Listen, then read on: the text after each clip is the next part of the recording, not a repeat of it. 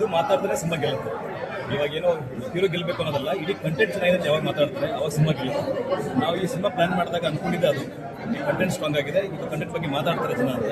ನಾವೇನು ಅನ್ಕೊಂಡು ಸಿನಿಮಾ ಮಾಡಿದ್ವಿ ಅದು ರೀಚ್ ಆಗಿದೆ ಸರ್. ಒಂದು ಲೈಕ್ ಟ್ವಿಸ್ಟ್ ಆಗಿರುವಂಥ ಒಂದು ಕ್ಲೈಮ್ಯಾಕ್ಸ್ ಇದೆ ಅಂತ ಹೇಳಿದ್ರು, ತುಂಬ ಲೈಕ್ ಮನ ಮಿಡಿಯುತ್ತೆ ಅಂತ ಹೇಳಿದ್ರು ಒಂದಿಷ್ಟು ಜನ. ಸೊ ಅದ್ರ ಬಗ್ಗೆ ಹೇಳ್ಬೋದು.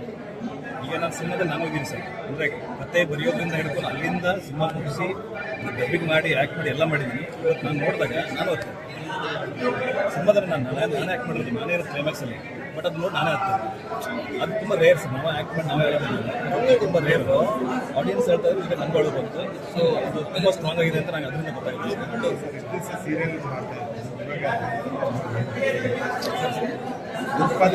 ನೋಡಿ ಏನು ಸರ್ ಹೆಮ್ಮೆ ಇದೆ ಸರ್.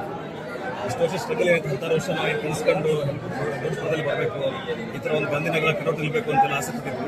16 ವರ್ಷ ಆದ್ಮೇಲೆ ಈಡೇರಿದೆ. ಬಟ್ ಒಂದು ಒಳ್ಳೆ ಸಿನಿಮಾದಿಂದ ಈಡೇರಿದೆ ಅನ್ನೋದು ತುಂಬ ಹೆಮ್ಮೆ ಇದೆ ಸರ್.